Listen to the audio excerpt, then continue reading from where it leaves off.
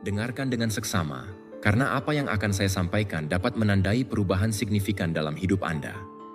Setiap hari yang berlalu, tanpa Anda sadari, Anda sedang membangun takdir Anda melalui tindakan yang Anda lakukan atau yang Anda abaikan. Inilah kebenaran yang mungkin tidak nyaman. Bukan momen-momen besar yang menentukan masa depan Anda, melainkan hal-hal kecil yang Anda lakukan sehari-hari. Kebiasaan-kebiasaan yang mungkin tidak terlihat, namun yang pada akhirnya menentukan apakah Anda akan hidup dengan kekuatan atau penyesalan. Seberapa sering Anda merasa bahwa Anda bisa memberikan lebih, tetapi justru merasa puas dengan yang kurang? Berapa banyak kesempatan yang Anda lewatkan karena tidak memperhatikan detail-detail sederhana? Hari ini, saya ingin menantang Anda untuk merenungkan diri sendiri dan bertanya, apa yang saya tingkatkan setiap hari? Karena jika Anda tidak mengalami peningkatan, Anda terjebak, dan jika Anda terjebak, Anda mundur. Hidup Anda menuntut tindakan. Sekarang, sebelum kita mulai, saya ingin Anda melakukan sesuatu yang sangat penting. Silakan pergi ke kolom komentar dan tulis dengan tegas kalimat ini. Hari ini saya mengubah rutinitas saya. Saya seorang stoik. Tulis itu bukan hanya sebagai teks, tetapi sebagai komitmen kepada diri Anda sendiri. Ketika Anda menuliskannya, Anda merekamnya dalam bawah sadar Anda dan memberikan instruksi baru kepada pikiran Anda bahwa mulai hari ini Anda memilih untuk meningkat. Tindakan kecil ini adalah cara untuk memprogram ulang diri Anda dari dalam, menanamkan disiplin dan kekuatan yang Anda butuhkan untuk mengubah hidup Anda. Jadi, lakukan sekarang. Berkomitmenlah kepada diri Anda, dan biarkan kalimat ini menjadi langkah pertama menuju transformasi yang Anda layak dapatkan.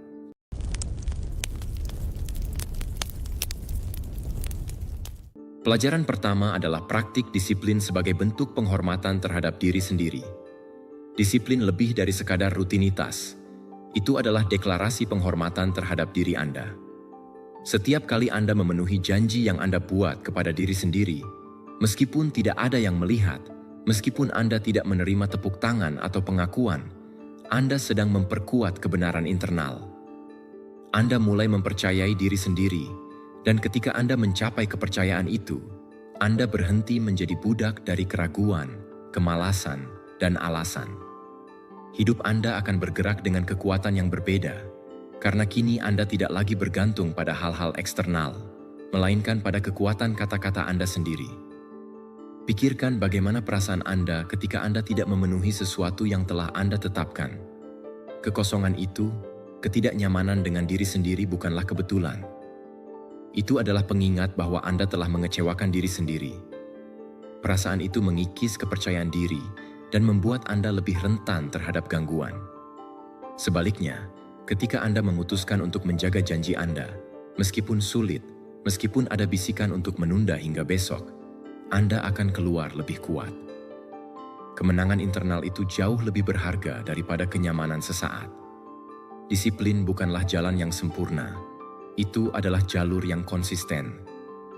Dibangun dengan tindakan-tindakan kecil yang tampak tidak signifikan, tetapi seiring waktu menciptakan identitas yang kokoh. Bangunlah pada waktu yang Anda katakan. Bacalah meskipun Anda lelah. Bergeraklah meskipun Anda tidak memiliki energi. Tindakan-tindakan itu diulang berkali-kali seperti batu bata tak terlihat yang membentuk benteng internal. Ini bukan tentang melakukannya hanya ketika Anda mau. Keinginan itu rapuh, tergantung pada suasana hati Anda, pada bagaimana Anda bangun pagi, atau apa yang terjadi sepanjang hari. Jika Anda menunggu untuk mendapatkan motivasi, Anda akan terjebak dalam ketidakpastian. Sebaliknya, Anda tidak bertanya apakah Anda mau. Ingatlah bahwa Anda harus. Itu adalah suara internal yang berkata, ini penting dan Anda akan melakukannya meskipun saat ini Anda tidak merasakannya. Suara itu adalah yang membuat Anda bebas, karena sekarang Anda tidak hidup berdasarkan emosi, tetapi selaras dengan prinsip-prinsip Anda. Langkah praktis adalah memilih tindakan harian yang spesifik. Ini bisa berupa bangun pagi, berolahraga selama 20 menit, membaca beberapa halaman, atau menulis pikiran Anda. Tindakan tersebut harus menjadi komitmen suci Anda, sesuatu yang akan Anda lakukan tanpa negosiasi. Masalahnya bukanlah gagal sekali.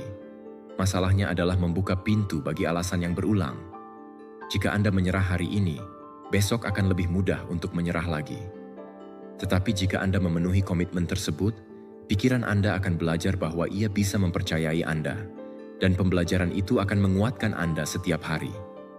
Disiplin juga membutuhkan pengingat. Gunakan alarm, catatan yang terlihat, atau ritual sederhana yang membuat Anda tetap fokus. Ini bukan tentang membuat sesuatu menjadi rumit, tetapi tentang menciptakan lingkungan yang mendukung komitmen Anda. Di akhir hari, luangkan waktu sejenak dan tanyakan pada diri Anda, apakah saya memenuhi komitmen saya hari ini? Jika iya, rayakanlah, meskipun hanya dengan ucapan kerja baik. Jika tidak, renungkanlah, sesuaikanlah, dan coba lagi tanpa menghukum diri sendiri. Karena disiplin bukanlah kesempurnaan, itu adalah ketekunan. Yang paling mengubah adalah bahwa seiring waktu, disiplin mengubah identitas Anda. Anda tidak lagi menjadi seseorang yang mencoba. Anda adalah seseorang yang melakukannya. Identitas itu membawa kepercayaan yang solid, keamanan internal yang tidak tergantung pada pendapat orang lain atau apa yang terjadi di luar. Itulah dasar di mana setiap pencapaian sejati dibangun, mengetahui bahwa Anda akan memenuhi kata-kata Anda.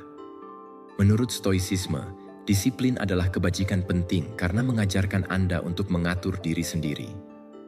Ini adalah pilihan untuk hidup sesuai dengan prinsip-prinsip Anda, tanpa menyerah pada kesenangan sesaat atau emosi sementara.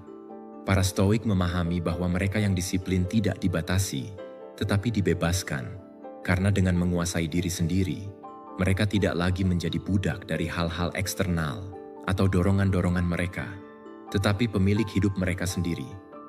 Setiap janji yang dipenuhi dengan diri sendiri adalah suara kepercayaan, satu batu bata lagi dalam membangun versi terbaik diri Anda. Pada akhirnya, disiplin tidak hanya mendekatkan Anda pada tujuan Anda, tetapi juga menjadikan Anda seseorang yang layak dihormati. Penghormatan yang paling berharga. Penghormatan terhadap diri sendiri. Ketika Anda menghormati diri Anda, dunia mulai menghormati Anda juga. Itulah kekuatan diam dari disiplin, bukan hanya apa yang Anda capai di luar, tetapi juga apa yang Anda bangun di dalam. Pelajaran kedua adalah melatih pola pikir Anda untuk pertumbuhan. Pola pikir Anda adalah filter dengan mana Anda melihat kehidupan. Ini adalah lensa tak terlihat yang menentukan apakah Anda melihat tantangan sebagai ancaman yang membuat Anda tertegun atau sebagai peluang untuk tumbuh. Semua yang telah Anda capai hingga sekarang dan semua yang masih Anda impikan bergantung pada bagaimana Anda melatih pikiran Anda setiap hari. Karena perbedaan antara seseorang yang maju dan seseorang yang terjebak biasanya tidak terletak pada bakat mereka, tetapi pada bagaimana mereka berpikir menghadapi kesulitan. Jika Anda terus-menerus mengulangi bahwa Anda tidak bisa, bahwa Anda tidak cukup baik, atau bahwa tidak ada gunanya mencobanya, pikiran Anda akan mulai mematuhi perintah tersebut. Ia akan menutup diri terhadap kemungkinan dan melewatkan peluang yang ada untuk Anda. Sebaliknya, ketika Anda secara sadar memilih pikiran kemungkinan, otak Anda terbuka untuk mencari jalan, menemukan solusi, dan menciptakan peluang di mana sebelumnya tampaknya tidak ada. Itulah kekuatan sejati dari pola pikir pertumbuhan, mengubah yang tidak mungkin menjadi mungkin. Melatih pola pikir Anda bukanlah soal hari motivasi. Ini adalah pekerjaan harian dan diam. Sama seperti Anda melatih otot, pikiran Anda menguat dengan pengulangan, disiplin, dan fokus. Setiap kali Anda mengganti "saya tidak bisa" dengan "saya bisa belajar", Anda sedang menciptakan koneksi baru di otak Anda yang memperkuat ketahanan. Setiap kali Anda membayangkan tantangan yang telah teratasi, Anda mengajarkan pikiran Anda untuk tidak menyerah sebelum waktunya. Praktik-praktik kecil yang terakumulasi adalah yang membentuk masa depan Anda.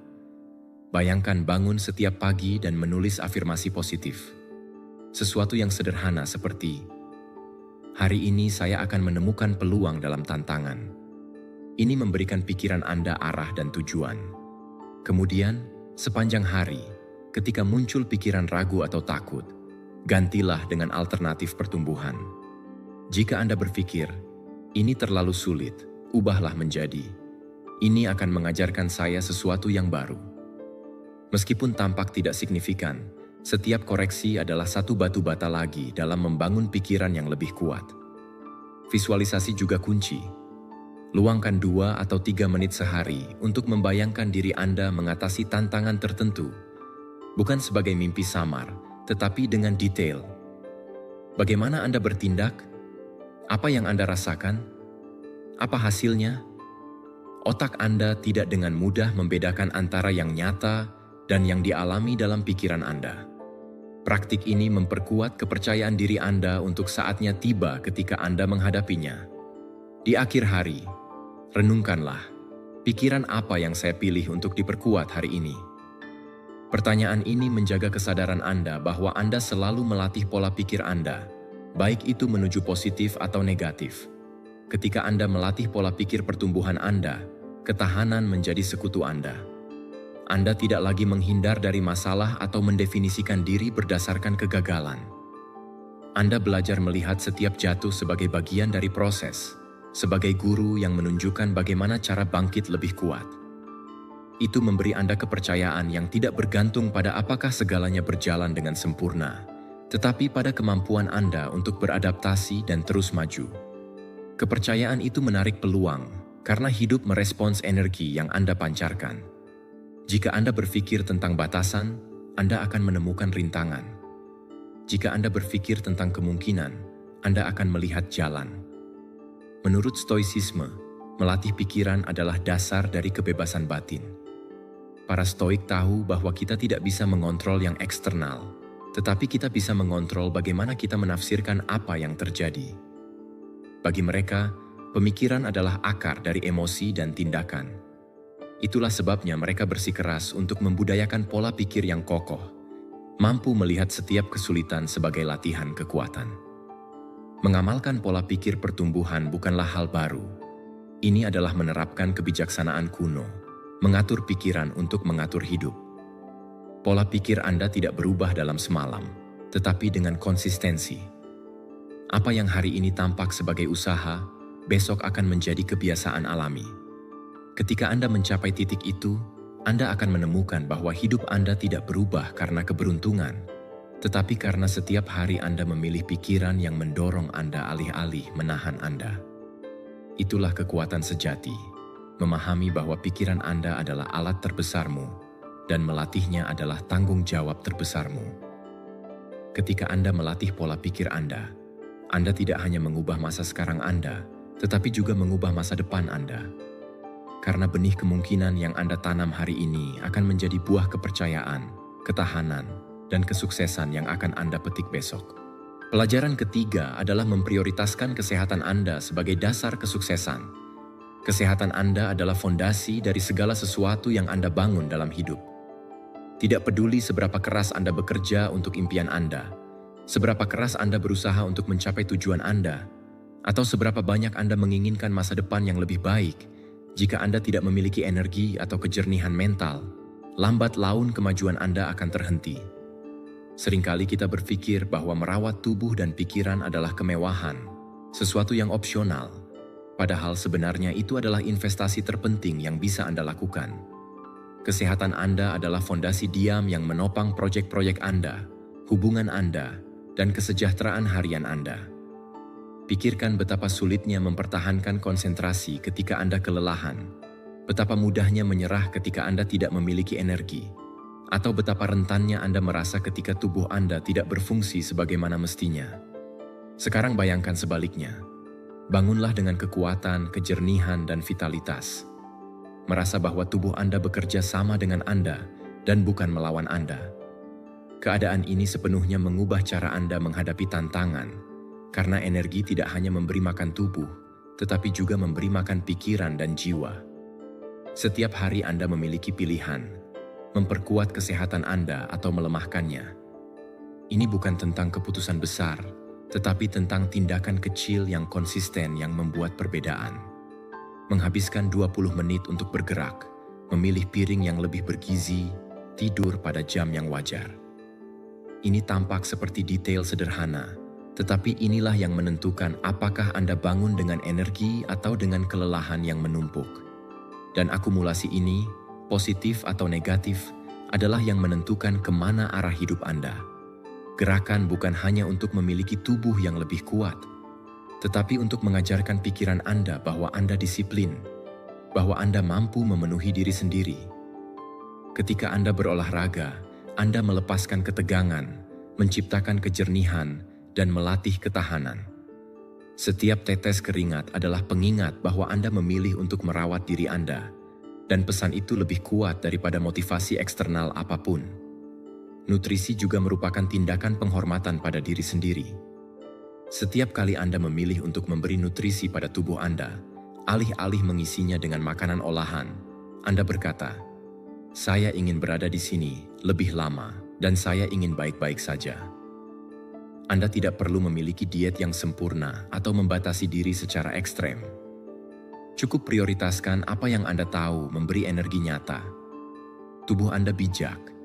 Ia merespons lebih baik daripada yang Anda kira ketika Anda merawatnya dan menunjukkan itu dengan lebih banyak fokus, lebih banyak vitalitas, dan lebih sedikit beban. Istirahat adalah pilar lain yang banyak orang korbankan dalam diam. Percaya bahwa tidur lebih sedikit berarti menjadi produktif. Tetapi sebaliknya yang benar. Setiap jam yang Anda curi dari tidur menjadi satu hari kurang kejernihan, keputusan yang lebih bodoh, dan emosi yang lebih meluap-luap. Tidur yang baik bukanlah membuang waktu, itu adalah mendapatkan kehidupan. Jika 8 jam istirahat yang memulihkan adalah bahan bakar diam, yang memberi daya pada kinerja, ketenangan, dan kemampuan Anda untuk berpikir dengan jelas, merawat kesehatan Anda bukanlah tentang hidup dalam pembatasan, tetapi tentang hidup dalam keseimbangan.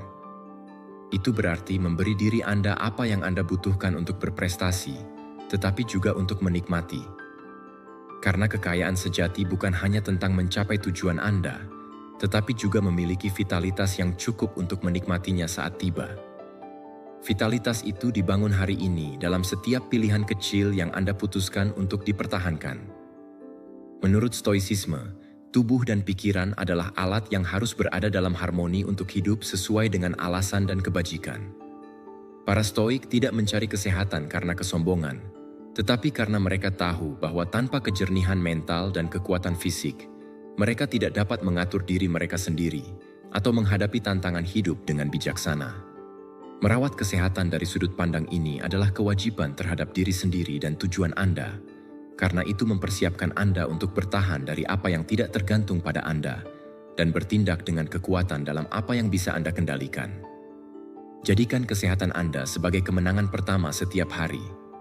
Gerakan tubuh Anda, beri makan dengan hormat, berikan istirahat, dan renungkan bagaimana tindakan itu mengubah hari Anda.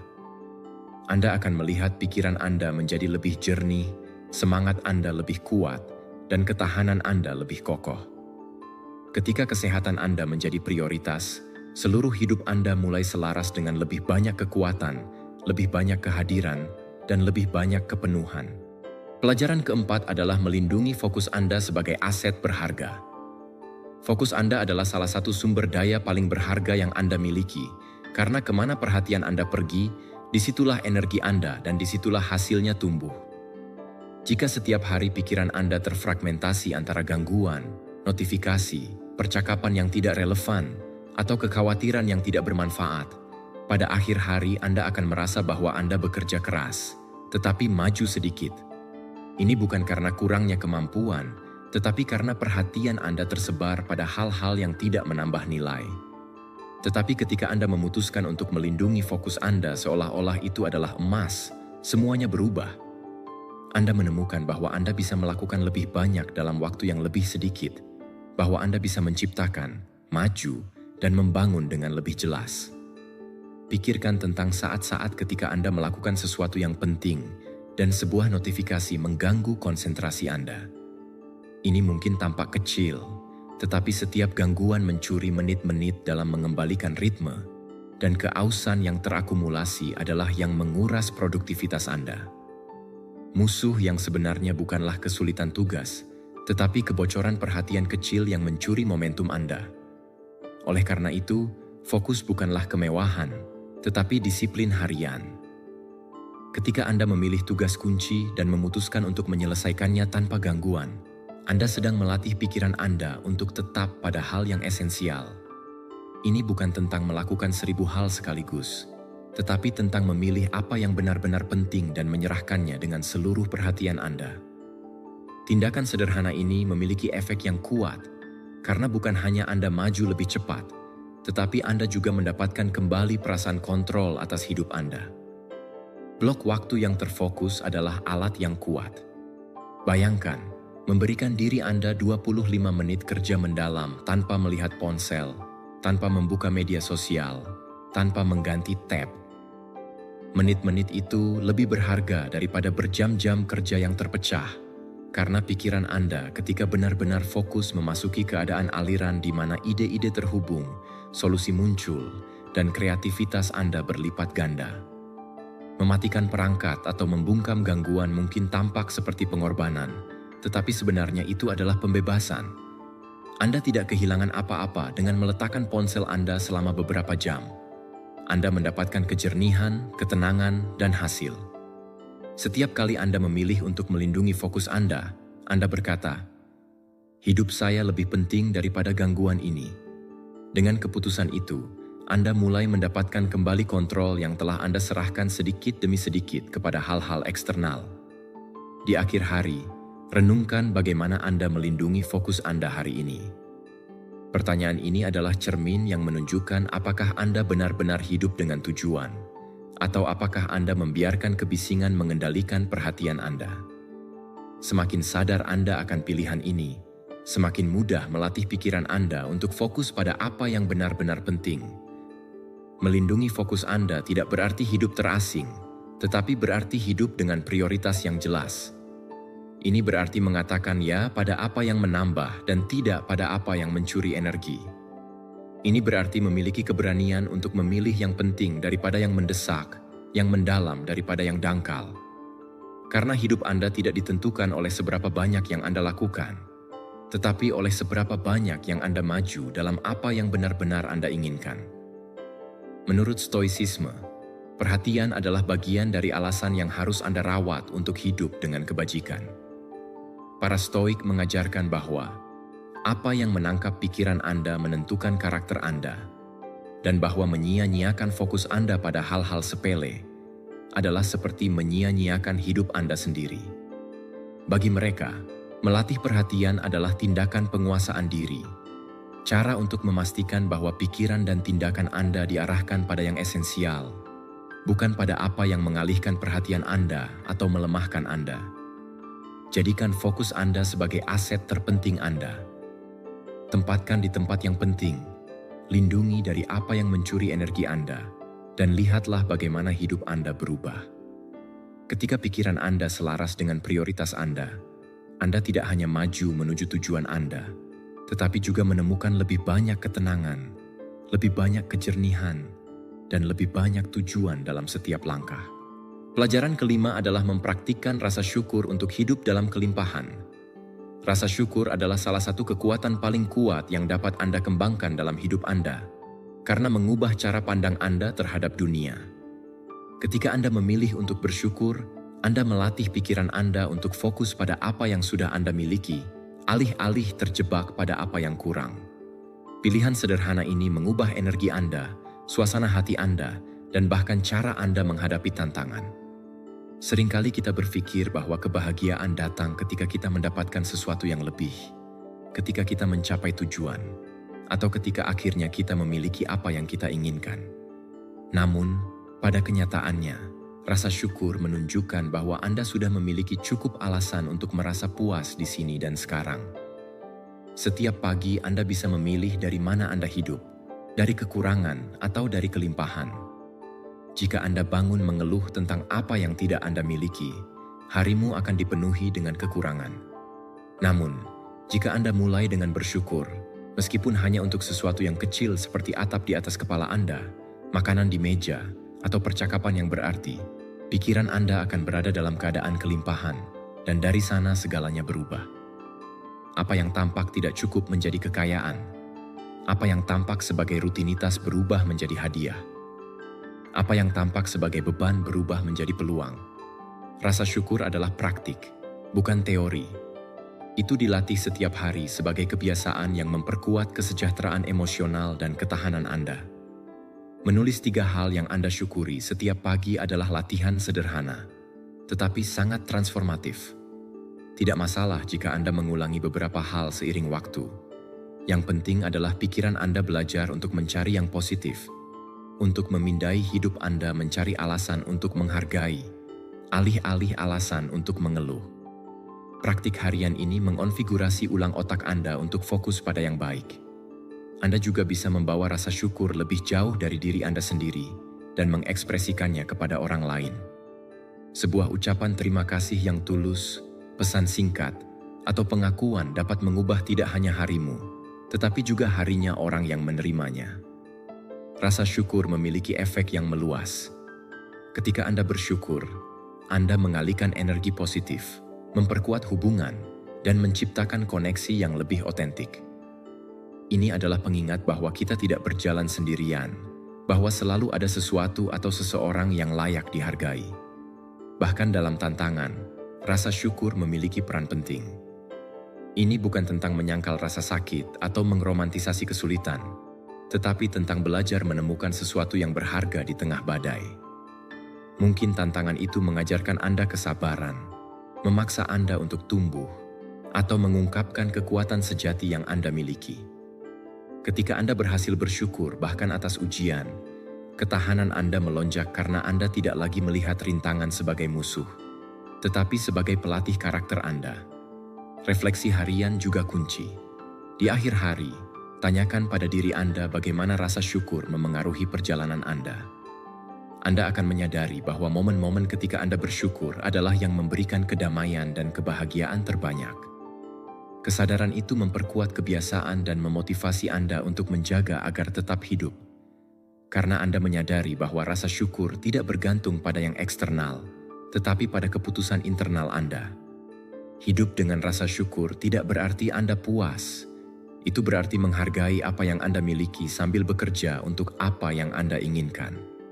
Ini adalah menemukan kelimpahan dalam yang ada tanpa berhenti untuk bergerak menuju tujuan Anda.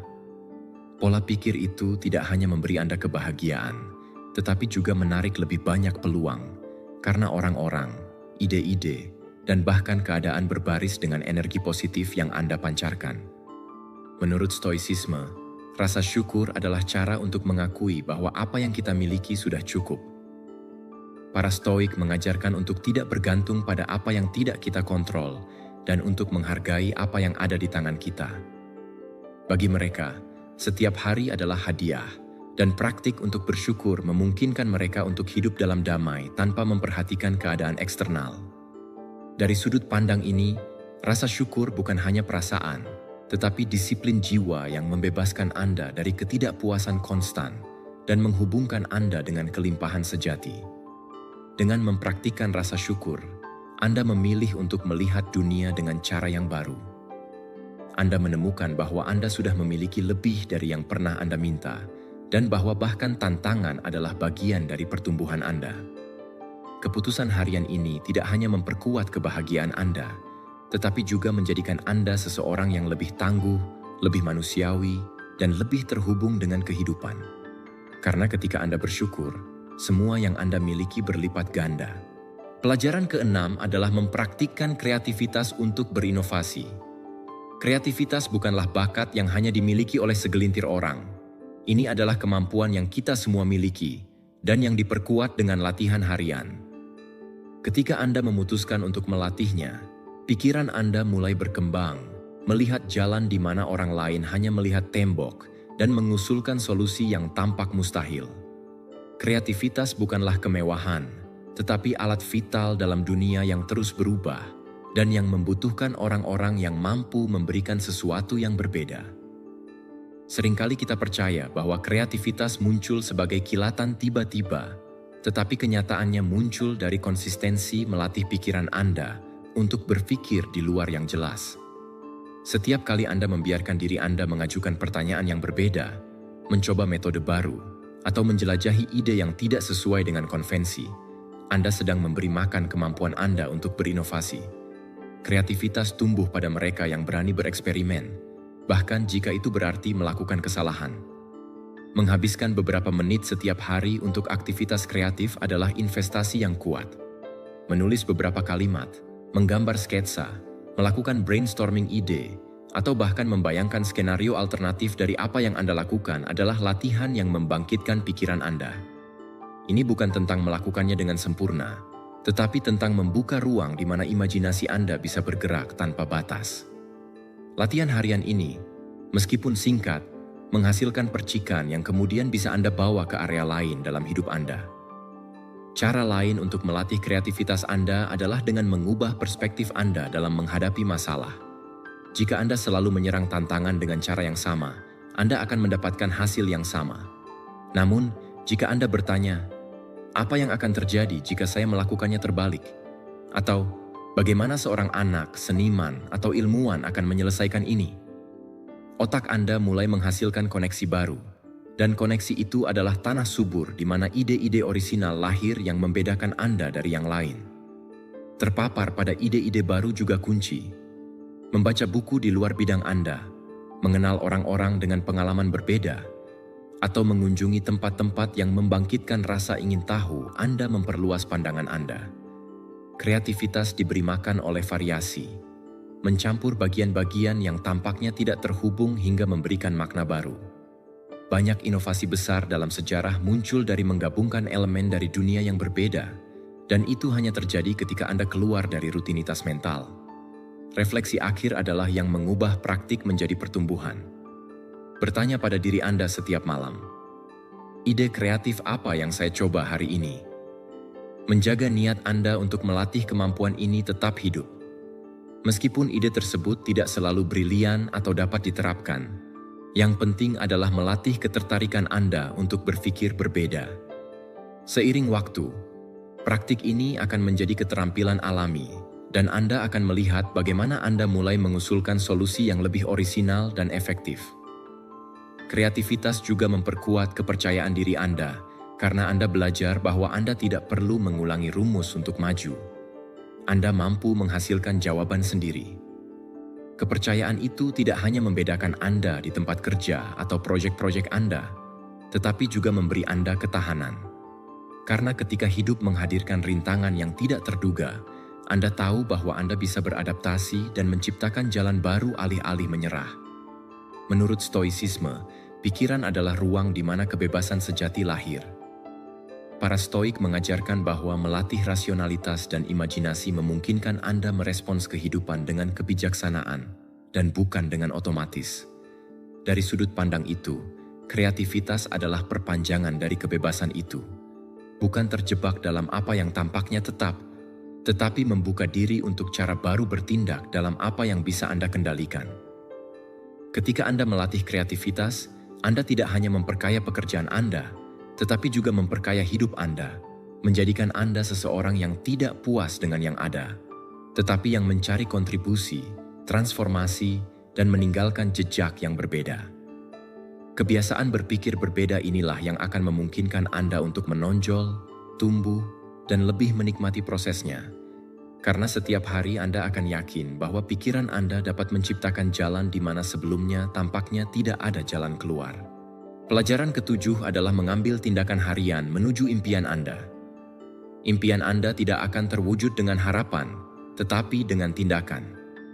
Saya tidak berbicara tentang gerakan besar yang spektakuler, tetapi tentang langkah-langkah kecil yang Anda ambil setiap hari yang tampak tidak signifikan, tetapi yang seiring waktu menjadi jalur yang solid menuju apa yang ingin Anda capai. Masalahnya adalah banyak orang menunggu momen yang sempurna, motivasi absolut, atau kesempatan ajaib. Sementara mereka menunggu, hari-hari berlalu, tahun-tahun pergi, dan impian menjadi dingin. Namun, ketika Anda memahami bahwa yang penting bukanlah seberapa banyak yang Anda lakukan dalam satu hari, tetapi bahwa Anda melakukan sesuatu setiap hari, disitulah Anda mulai mengubah hidup Anda. Setiap tindakan yang Anda lakukan adalah seperti biji. Pada awalnya, mungkin tampak tidak mengubah apapun, tetapi jika Anda merawatnya, Jika Anda menahan diri, dan jika Anda konsisten, biji itu akan tumbuh dan berbuah. Menulis 1 halaman, mempelajari konsep baru, mengirimkan pesan, mempraktikkan keterampilan, semuanya menambah. Yang paling kuat adalah bahwa tindakan kecil tersebut membangun kepercayaan, karena setiap kali Anda memenuhi mereka, Anda menunjukkan kepada diri sendiri bahwa Anda serius, bahwa impian Anda bukanlah ilusi, tetapi proyek yang sedang berjalan. Lakukanlah lebih awal sebelum gangguan berlipat ganda dan energi menyebar. Ketika Anda memutuskan untuk memulai hari dengan tindakan yang mendekatkan Anda pada tujuan Anda menetapkan prioritas yang jelas. Apa yang penting bagi Anda harus diutamakan. Keputusan sederhana itu mengubah keadaan mental Anda, karena Anda tidak lagi merasa bahwa hidup menarik Anda, tetapi Anda yang menentukan arah. Mencatat tindakan-tindakan itu juga kunci, bukan untuk mengobsesi diri, tetapi untuk mengingatkan diri Anda seberapa jauh Anda telah berkembang. Seringkali kita percaya bahwa kita tidak maju karena hanya melihat apa yang kurang, tetapi ketika Anda melihat ke belakang dan melihat jumlah semua langkah itu, Anda menyadari seberapa jauh Anda telah pergi. Catatan itu menjadi motivasi yang nyata, bukti bahwa konsistensi Anda sedang membangun hasil. Di akhir hari, renungkan. Langkah apa yang saya ambil hari ini menuju impian saya? Pertanyaan ini adalah jangkar yang kuat karena mengingatkan Anda bahwa setiap hari itu berarti, dan meskipun suatu hari Anda hanya maju sedikit, itu masih kemajuan. Satu-satunya yang tidak menambah adalah tetap diam menunggu momen sempurna yang tidak pernah datang. Apa yang dimulai sebagai disiplin akhirnya menjadi identitas. Anda tidak lagi menjadi seseorang yang bermimpi. Anda adalah seseorang yang bertindak, dan identitas itu menarik lebih banyak peluang karena gerakan menghasilkan gerakan. Setiap tindakan membuka pintu, menghubungkan orang, menciptakan pembelajaran, dan melipat gandakan kemungkinan Anda. Apa yang tampak sangat jauh mulai mendekat, bukan karena keberuntungan berubah, tetapi karena Anda mengubah cara Anda bergerak maju. Menurut Stoicisme, tindakan adalah cara untuk hidup selaras dengan kebajikan. Para Stoik mengajarkan bahwa tidak ada gunanya berpikir besar jika itu tidak diterjemahkan menjadi tindakan konkret. Bagi mereka, setiap hari adalah kesempatan untuk mempraktikkan kebajikan melalui tindakan, sekecil apapun. Mengambil tindakan yang konsisten adalah cara untuk menghormati hidup, tidak menyia-nyiakan waktu pada apa yang di luar kendali kita, dan fokus pada apa yang bisa kita gerakkan. Langkah-langkah Anda hari ini menuju impian Anda tidak memerlukan Anda untuk melakukan semuanya sekaligus. Mereka memerlukan Anda untuk tidak berhenti. 1 langkah harian sudah cukup untuk menjaga api tetap menyala, untuk mengubah visi menjadi kenyataan. Jadi mulailah hari ini tanpa alasan, dengan sesuatu yang kecil tetapi berarti, dan besok lakukan lagi. Karena apa yang membangun kesuksesan bukanlah magnitudo 1 hari, tetapi jumlah semua hari di mana Anda memilih untuk maju. Pelajaran 8. Gunakan bahasa yang memberdayakanmu. Kata-kata yang kamu gunakan setiap hari memiliki kekuatan yang jauh lebih besar daripada yang kamu bayangkan. Mereka tidak hanya mendeskripsikan realitasmu, tetapi juga menciptakannya. Setiap kali kamu mengulangi frasa dalam pikiranmu atau mengucapkannya dengan suara keras, kamu sedang memprogram cara berpikirmu, perasaanmu, dan tindakanmu. Jika kamu terus-menerus berkata, "Aku tidak bisa, aku tidak berharga, ini tidak mungkin," pikiranmu akan mematuhi perintah tersebut dan mencari bukti untuk mengkonfirmasinya. Namun, jika kamu memilih bahasa yang memberdayakanmu, seperti, "Aku sedang belajar, aku bisa mencobanya," atau "Aku mampu," otakmu mulai bekerja untuk mendukung pernyataan tersebut. Cara kamu berbicara adalah suara harian untuk orang yang sedang kamu jadikan dirimu sendiri. Bayangkan menghadapi tantangan dengan 2 pola pikir yang berbeda. Dalam yang pertama, kamu berkata, "Ini terlalu sulit bagiku." Secara otomatis, energimu jatuh, tubuhmu tegang, dan kreativitasmu terhambat. Dalam yang kedua, kamu menyatakan, "Ini akan menjadi tantangan yang akan membuatku tumbuh." Masalah yang sama berubah bobotnya karena bahasamu mengubah perspektifmu. Kata-kata tidak menghilangkan rintangan, tetapi menentukan apakah kamu melihatnya sebagai dinding yang tak tergoyahkan atau sebagai langkah menuju pertumbuhanmu. Mulailah dengan mengaudit dialog internalmu. Perhatikan apa yang kamu katakan pada dirimu sendiri dalam saat-saat ketegangan, kegagalan, atau kelelahan. Seringkali kita memperlakukan diri kita dengan cara yang tidak akan kita lakukan kepada orang lain, dan perlakuan buruk yang diam-diam ini mengikis kepercayaan diri kita. Dengan menulis atau mencatat dalam pikiran frasa-frasa tersebut, kamu menjadi sadar bahwa mereka ada. Hanya apa yang terlihat dapat diubah. Kemudian, gantilah frasa-frasa yang membatasi tersebut dengan afirmasi yang memperkuatmu. Jika kamu berpikir, "Aku buruk dalam hal ini," ubahlah menjadi "Aku sedang belajar untuk memperbaiki." Jika kamu mendengar dirimu berkata, "Aku tidak punya solusi," gantilah dengan "Aku akan menemukan cara lain." Ini bukan tentang menipu dirimu dengan frasa kosong, tetapi tentang mengingatkan dirimu bahwa kamu selalu memiliki kemampuan untuk tumbuh, beradaptasi, dan maju. Juga penting untuk menjaga lingkungan verbalmu. Kata-kata dari orang-orang di sekitarmu mempengaruhi dirimu, bahkan lebih dari yang kamu pikirkan. Jika kamu dikelilingi oleh bahasa yang pesimis, pikiranmu akan menyerap frekuensi tersebut. Oleh karena itu, carilah orang-orang yang berbicara dari potensi, yang menggunakan kata-kata yang menginspirasi dan percaya pada kemungkinan untuk maju. Pada saat yang sama, batasi dampak lingkungan di mana keluhan, pesimisme, dan kritik konstan menjadi hal yang biasa. Bahasamu dipengaruhi oleh apa yang kamu dengar sama seperti oleh apa yang kamu katakan.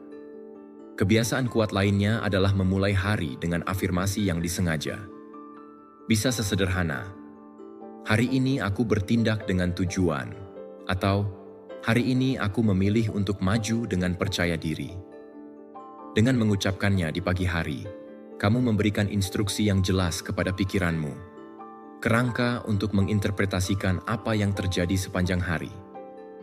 Praktik sederhana ini menjadi pengingat konstan bahwa kamu memutuskan dari narasi mana untuk hidup. Ketika kamu mengubah bahasamu, identitasmu juga berubah. Kamu berhenti melihat dirimu sebagai orang yang terbatas dan mulai mengenali dirimu sebagai seseorang yang sedang dalam proses, mampu tumbuh dan menciptakan realitas baru. Identitas itu tercermin dalam tindakanmu. Kamu membuat lebih banyak keputusan berani, bertahan dalam momen-momen sulit, dan menyampaikan rasa percaya diri kepada orang-orang di sekitarmu. Menurut Stoicisme, kata-kata adalah bagian dari logos, dari alasan yang membimbing manusia. Para Stoik memahami bahwa bahasa membentuk pikiran dan menggunakannya dengan bijak adalah esensial untuk hidup dalam kebajikan.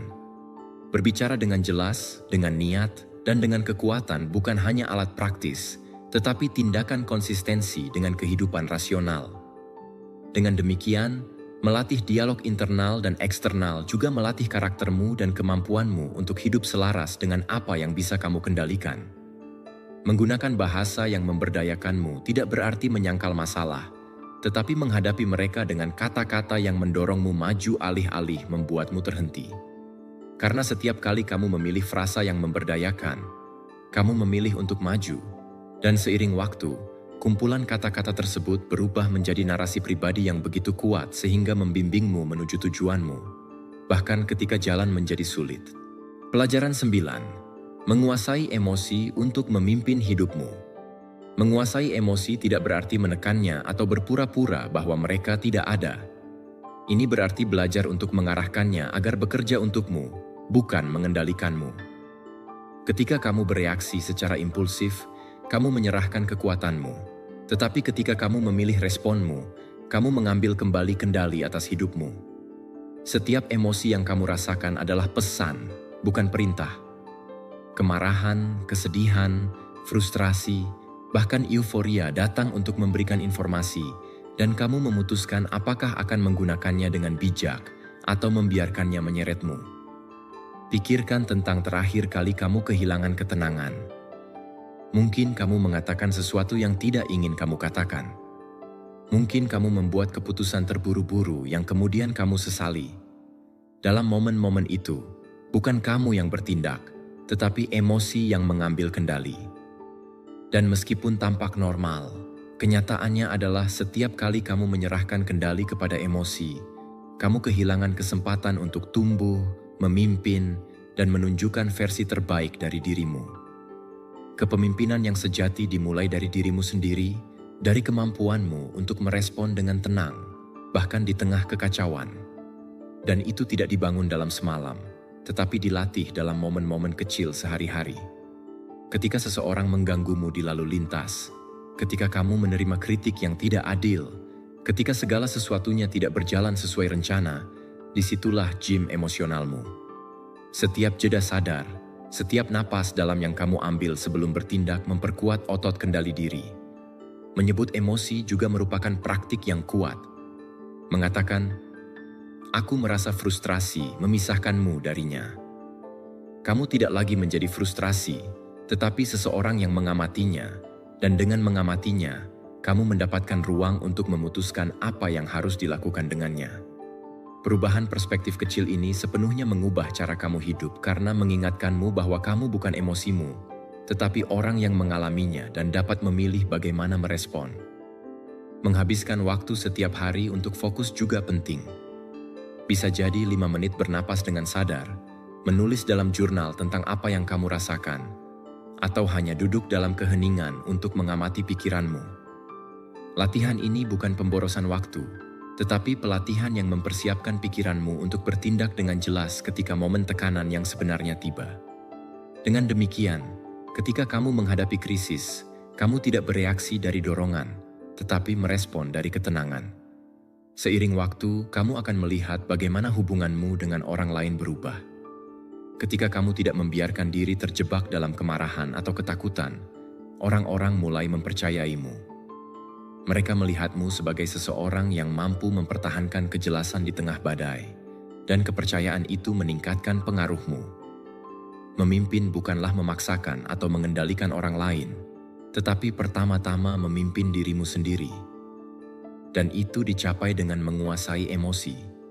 Menguasai emosi tidak berarti menjadi dingin, tetapi merasakan sepenuhnya tanpa menjadi budak dari apa yang kamu rasakan. Ini adalah kemampuan untuk menangis tanpa tenggelam dalam kesedihan, marah tanpa menghancurkan apa yang kamu cintai, bersemangat tanpa kehilangan arah. Itulah kebebasan emosional sejati, mengalami setiap perasaan tanpa membiarkan mereka menguasai hidupmu. Menurut Stoicisme, emosi tidak boleh dihilangkan, tetapi dipahami. Para Stoik mengajarkan bahwa antara apa yang terjadi dan bagaimana kita bereaksi selalu ada ruang, dan di ruang itu terletak kebebasan kita. Belajar untuk hidup dari tempat itu memungkinkan kita untuk bertahan, bertindak dengan kebajikan, dan tidak terbawa oleh apa yang di luar kendali kita. Bagi mereka, menguasai emosi adalah kunci untuk hidup dengan kebijaksanaan dan kekuatan batin. Ketika kamu memilih untuk menguasai emosi, kamu memilih untuk memimpin hidupmu. Kamu menjadi seseorang yang merespons dengan jelas, yang menginspirasi kepercayaan, dan yang mengubah konflik menjadi peluang untuk tumbuh. Dan sedikit demi sedikit, kamu menemukan bahwa tidak peduli apa yang terjadi di luar, karena kekuatanmu yang sebenarnya selalu ada di dalam dirimu dalam kemampuan untuk memilih bagaimana merespons. Pelajaran 10. Melindungi lingkungan mentalmu. Pikiranmu seperti taman, dan semua yang kamu izinkan masuk ke dalamnya adalah biji yang cepat atau lambat akan berbuah. Jika setiap hari kamu membiarkan keluhan, kritik, dan percakapan negatif masuk, tamannya akan dipenuhi dengan gulma yang menghambat energimu. Tetapi jika kamu memutuskan untuk melindungi lingkungan mentalmu dan memberinya makanan dengan pesan-pesan pertumbuhan, dengan orang-orang yang menginspirasimu, dan dengan ide-ide yang mendorongmu, maka motivasi, kejelasan, dan kepercayaan diri untuk maju akan mekar. Melindungi lingkungan mentalmu adalah tindakan penghormatan terhadap diri sendiri. Karena apa yang kamu dengar, apa yang kamu konsumsi, dan dengan siapa kamu menghabiskan waktu menjadi apa yang kamu pikirkan, dan apa yang kamu pikirkan membimbing apa yang kamu lakukan. Lihat sekelilingmu dan tanyakan pada dirimu sendiri, apakah orang-orang yang aku habiskan waktu paling banyak menginspirasiku atau membatasiku? Jika seseorang terus-menerus menyeretmu ke keluhan, ke kritik tanpa solusi, atau ke pesimisme, Energi itu mulai meresap ke dalam dirimu. Meskipun kamu percaya bahwa kamu kebal, pikiran menyerap apa yang didengar, dan pada akhirnya kamu akan mengulangi frasa, sikap, atau ketakutan yang tidak lahir dari dirimu, tetapi ditanam oleh lingkungan yang diabaikan. Oleh karena itu, mengurangi kontak dengan orang-orang yang selalu berbicara dari kekalahan bukanlah egoisme, tetapi perlindungan. Ini tidak berarti kamu memutuskan semua orang dari hidupmu, tetapi menetapkan batasan yang jelas. Jika seseorang hanya membawa keluhan dan tidak pernah solusi, putuskan seberapa banyak waktu yang pantas untukmu. Jika seseorang terus-menerus mengkritik tetapi tidak pernah membangun, ingat bahwa kamu tidak perlu memberi mereka ruang di pikiranmu. Kedamaian batinmu lebih berharga daripada komitmen apapun pada negativitas orang lain. Pada saat yang sama, carilah untuk dikelilingi oleh orang-orang yang berbicara dari potensi, orang-orang yang percaya pada pertumbuhan, yang menginspirasimu untuk bermimpi lebih tinggi, dan yang mengingatkanmu bahwa selalu ada langkah berikutnya yang mungkin. Kamu tidak memerlukan kerumunan, beberapa suara yang mendorongmu sudah cukup. Dan jika di lingkungan dekatmu kamu tidak menemukannya, kamu dapat memuaskan dirimu dengan buku, podcast, konferensi, atau konten apapun yang berbicara dari ketahanan dan kemajuan. Ide-ide tersebut adalah biji yang memberi makanan pada pola pikirmu dan yang menjaga kamu tetap menuju tujuanmu.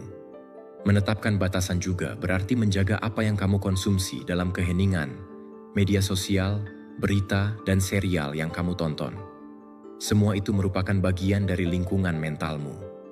Jika kamu menghabiskan berjam-jam mengonsumsi drama, kritik, dan ketakutan, kamu tidak bisa berharap memiliki pikiran yang tenang dan fokus.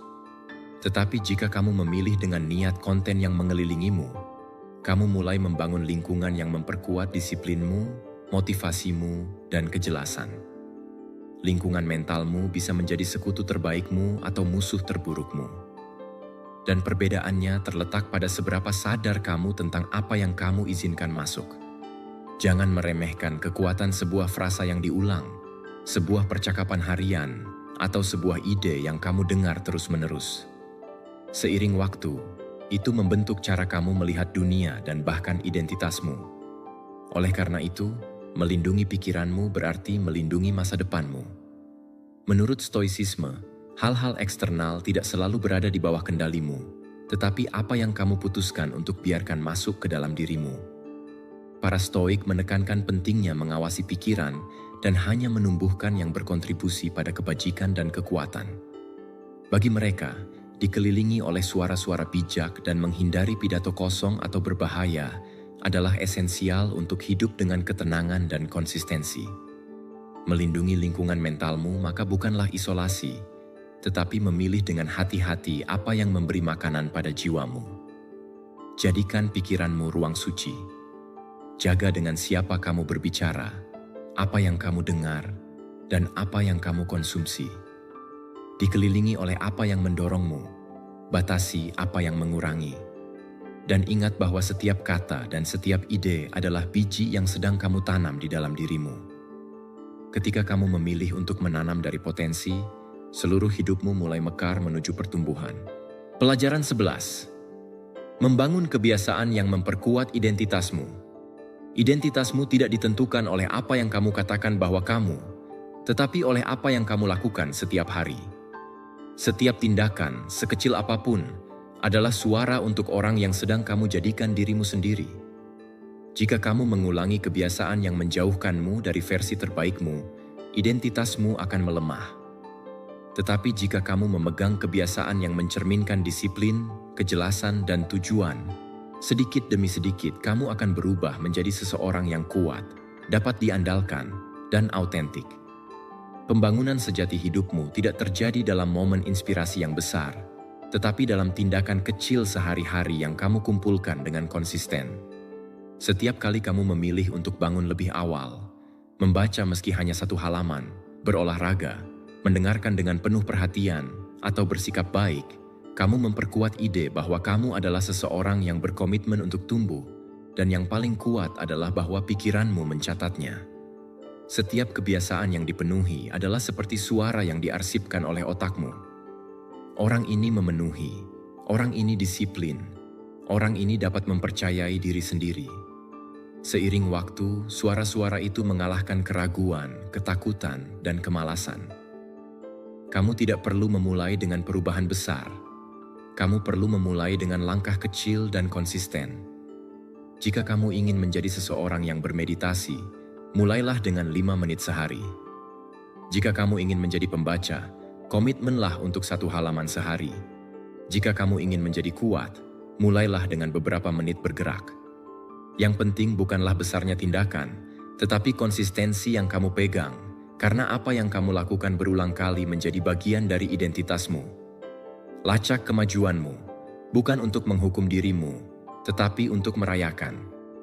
Sebuah agenda, aplikasi, atau tanda sederhana di kalender dapat mengingatkanmu seberapa banyak kamu telah maju, dan setiap kali kamu melihat rangkaian konsistensi itu, kamu akan merasakan motivasi untuk tidak memutuskannya.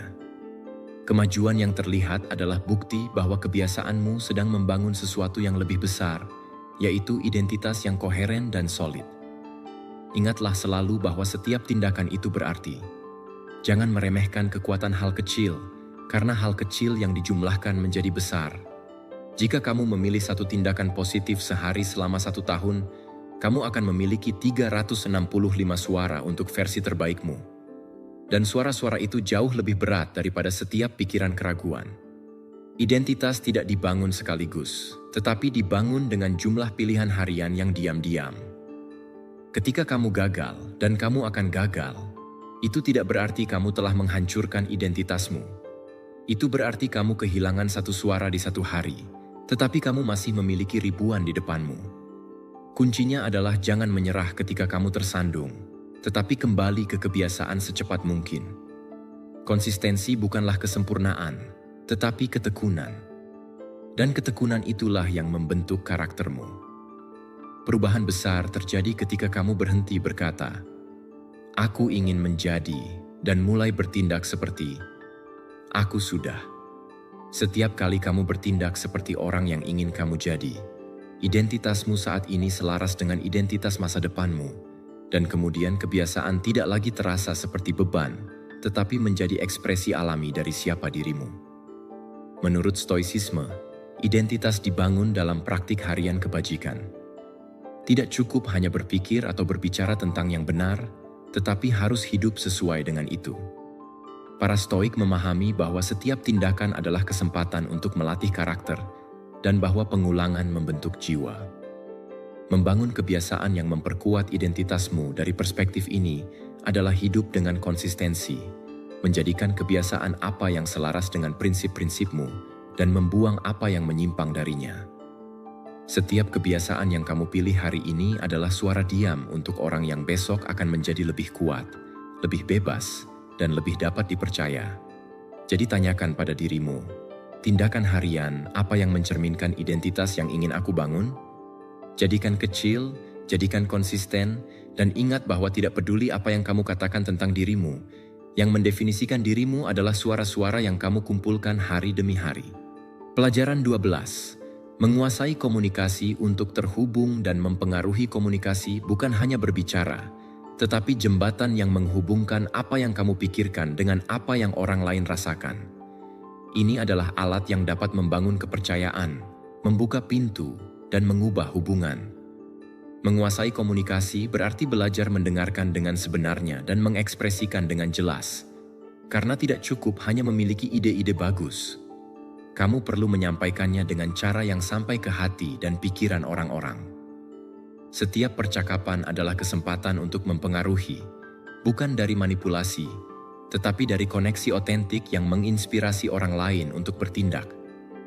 Ketika kamu mempraktikkan mendengarkan aktif, kamu mengubah cara orang lain melihatmu. Mendengarkan tanpa menyela, dengan perhatian penuh, tidak hanya memperkuat kepercayaan, tetapi juga membantumu memahami apa yang sebenarnya ingin diungkapkan orang lain. Terkadang, di balik kata-kata ada emosi, ketakutan, atau aspirasi yang hanya muncul ketika kamu memberikan waktu untuk mendengarkan dengan empati. Keterampilan ini mengubah komunikasi menjadi lebih dari sekadar pertukaran frasa, menjadi ikatan yang nyata. Mengekspresikan dirimu dengan jelas adalah pilar dasar lainnya. Apa gunanya memiliki visi yang kuat jika kamu mengkomunikasikannya dengan cara yang membingungkan? Ketika kamu belajar berbicara dengan contoh, dengan cerita, dan dengan gambar konkret, pesanmu menjadi tak terlupakan. Kejelasan bukanlah kedinginan, tetapi kekuatan. Ini adalah kemampuan untuk membuat kata-katamu melukis gambar yang begitu jelas, sehingga orang lain tidak hanya mengerti apa yang kamu katakan, tetapi juga merasakannya dan ingin bertindak. Seorang komunikator yang efektif tidak hanya menyampaikan data, tetapi juga menyentuh emosi, karena pada akhirnya orang tidak mengingat apa yang kamu berikan sebagai argumen logis, tetapi bagaimana kamu membuat mereka merasa. Dan ketika kamu berhasil terhubung dengan bagian emosional itu, pengaruhmu tumbuh secara alami. Itu bukan manipulasi, tetapi memimpin dengan empati dan tanggung jawab, membimbing orang lain menuju keputusan yang menguntungkan semua orang. Latihan konstan adalah kuncinya. Berbicara dalam rapat, mengekspresikan ide-ide dalam percakapan sehari-hari, berani berbagi pendapatmu, bahkan ketika kamu merasa gugup. Semua itu adalah pelatihan. Dengan setiap kesempatan, kamu menyempurnakan kemampuanmu untuk terhubung, menjadi jelas, dan menyampaikan kepercayaan. Tidak ada yang dilahirkan sebagai komunikator hebat. Semua orang membangunnya melalui percobaan, penyesuaian, dan pembelajaran. Mempelajari komunikator hebat juga merupakan latihan yang berharga. Dengarkan bagaimana pemimpin, pembicara, atau guru berhasil menarik perhatian kerumunan. Amati bagaimana mereka menggunakan jeda, cerita, dan bahasa tubuh. Ini bukan tentang menirunya, tetapi tentang mempelajari pola yang kemudian dapat kamu sesuaikan dengan gayamu sendiri. Komunikasi bukanlah meniru, tetapi menemukan suaramu sendiri dan menguatkannya dengan alat terbaik.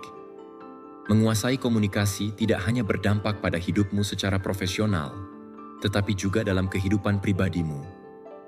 Ketika kamu belajar mendengarkan pasanganmu, anak-anakmu, atau teman-temanmu, kamu memperkuat ikatan. Ketika kamu tahu mengekspresikan emosimu tanpa agresi atau ambigu, kamu mengurangi konflik.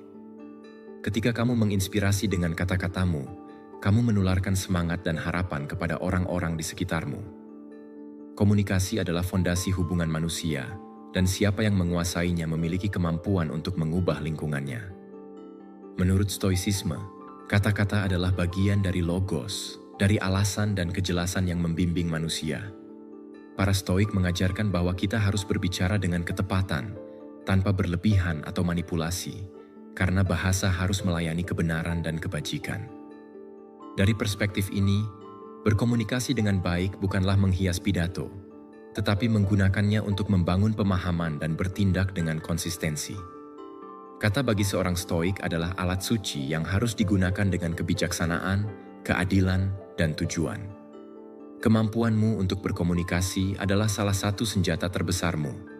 Setiap kali kamu memilih untuk mendengarkan dengan perhatian, berbicara dengan jelas, dan menyampaikan dengan empati, kamu memperkuat pengaruh positifmu di dunia. Karena berkomunikasi bukan hanya berbicara, tetapi menghubungkan.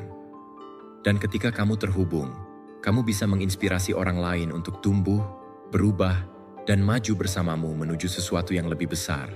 Pelajaran 13.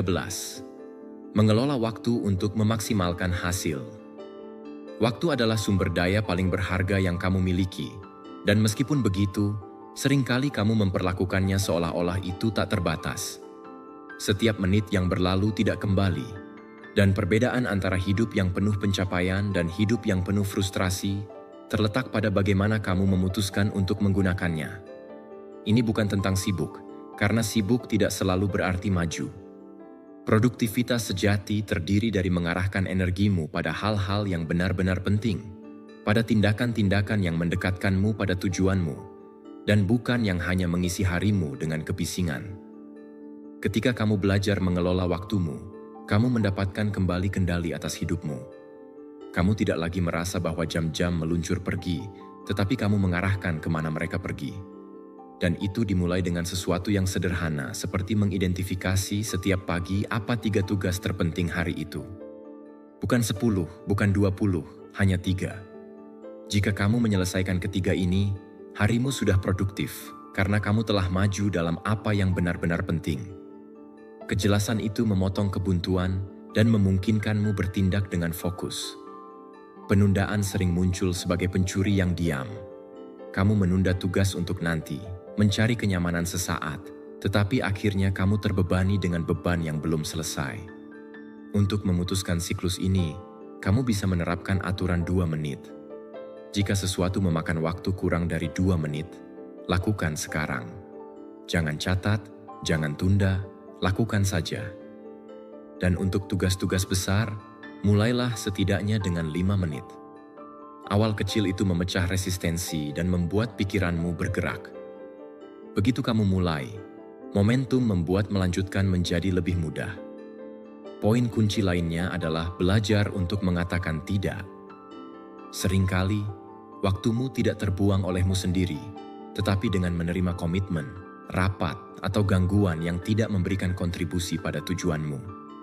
Mengatakan tidak bukanlah egoisme, tetapi melindungi apa yang paling berharga yang kamu miliki. Setiap kali kamu berkata ya pada sesuatu yang tidak penting, kamu sedang berkata tidak pada apa yang benar-benar bisa mengubah hidupmu. Pelajari untuk memilih dengan niat karena kamu tidak bisa melakukan semuanya, tetapi kamu bisa melakukan yang esensial. Merencanakan harimu malam sebelumnya juga merupakan kebiasaan yang mengubah permainan. Kamu pergi tidur dengan kejelasan dan bangun dengan arah. Kamu tidak lagi memulai hari bereaksi terhadap kekacauan eksternal, tetapi mengikuti peta yang kamu buat sendiri. Persiapan mental ini menghilangkan keraguan dan menempatkanmu dalam mode aksi sejak awal. Jangan meremehkan ketenangan yang dihasilkan dari mengetahui dengan tepat apa yang akan kamu lakukan saat bangun. Ketika kamu mengelola waktumu dengan baik, stres berkurang. Kamu tidak lagi dikejar oleh perasaan bahwa semuanya tertunda, karena kamu tahu setiap hal memiliki tempatnya. Kamu menemukan bahwa kamu bisa maju dengan tenang dan konsisten, tanpa perlu hidup dalam terburu-buru. Kemajuan tidak datang dari melakukan banyak hal dalam satu hari, tetapi dari maju sedikit setiap hari pada hal yang benar. Dan akumulasi langkah-langkah kecil itulah yang membangun hasil yang besar. Menurut Stoicisme, waktu adalah salah satu harta paling suci, karena itu satu-satunya yang begitu hilang, tidak pernah bisa kembali. Para Stoik menekankan bahwa kita harus hidup sadar akan singkatnya hidup, fokus pada yang esensial, dan menghindari menyia-nyiakan jam pada hal-hal sepele.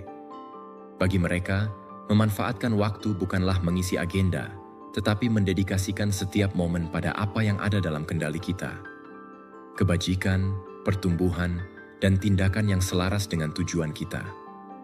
Waktu kamu adalah hidupmu. Ketika kamu merawatnya, ketika kamu memfokuskan dan melindunginya, kamu merawat dan melindungi nasibmu. Jangan biarkan ia meluncur pergi antara gangguan atau komitmen kosong. Pilihlah yang penting. Maju setiap hari pada hal yang esensial, dan ingatlah bahwa cara kamu menggunakan jam-jammu membangun cara kamu menjalani tahun-tahunmu.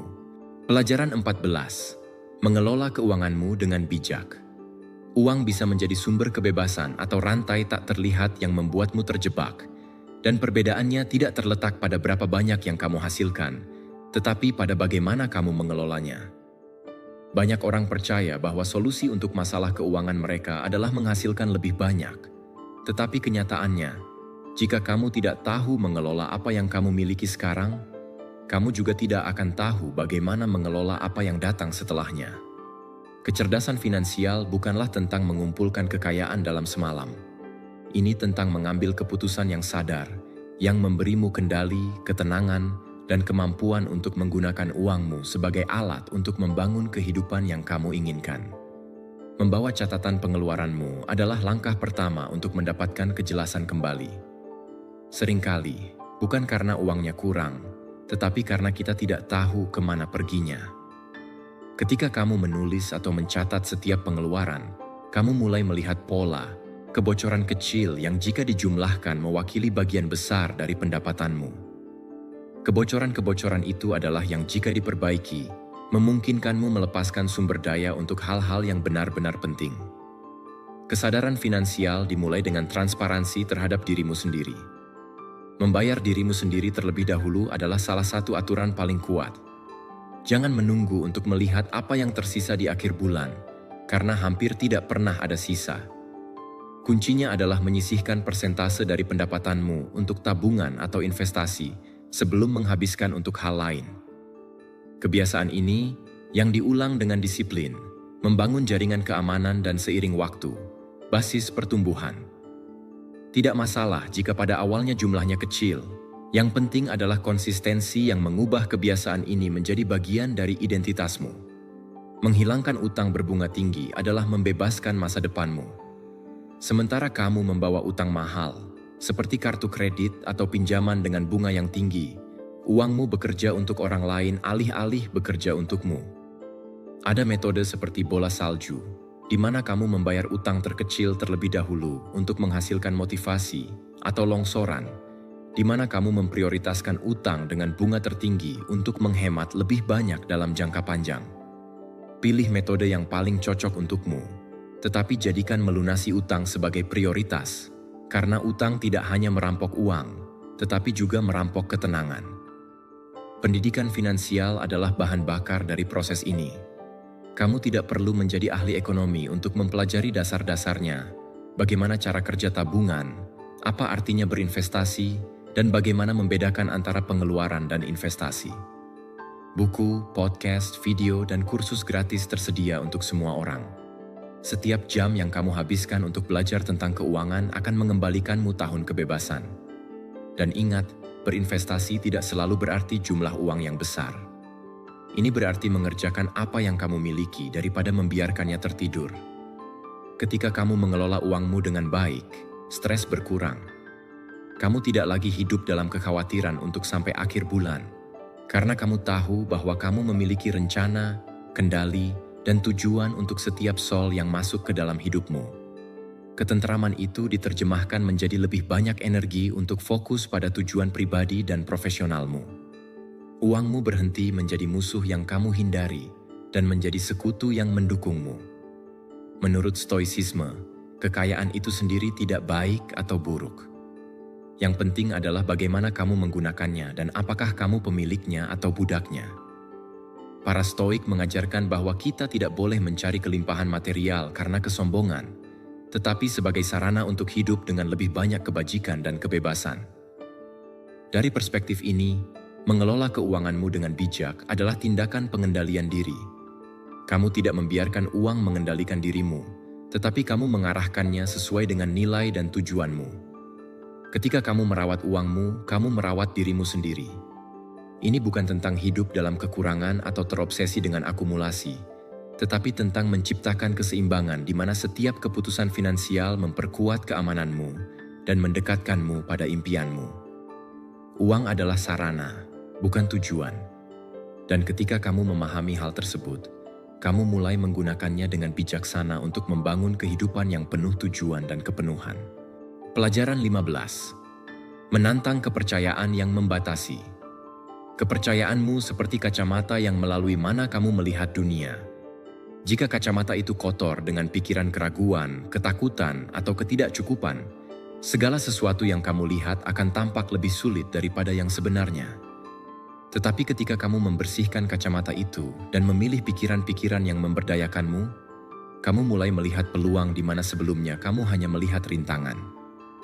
Bukan keadaan eksternal yang paling menghambatmu, tetapi ide-ide diam yang kamu ulang dalam pikiranmu dan yang meyakinkanmu bahwa kamu tidak bisa, bahwa kamu tidak mampu, bahwa kamu tidak layak. Pikirkan berapa kali kamu melewatkan sesuatu karena percaya bahwa kamu tidak siap. Mungkin kamu tidak melamar pekerjaan, tidak berbicara dengan seseorang, atau tidak memulai proyek karena suara internal mengatakan, "Ini bukan untukku." Suara itu bukanlah realitas.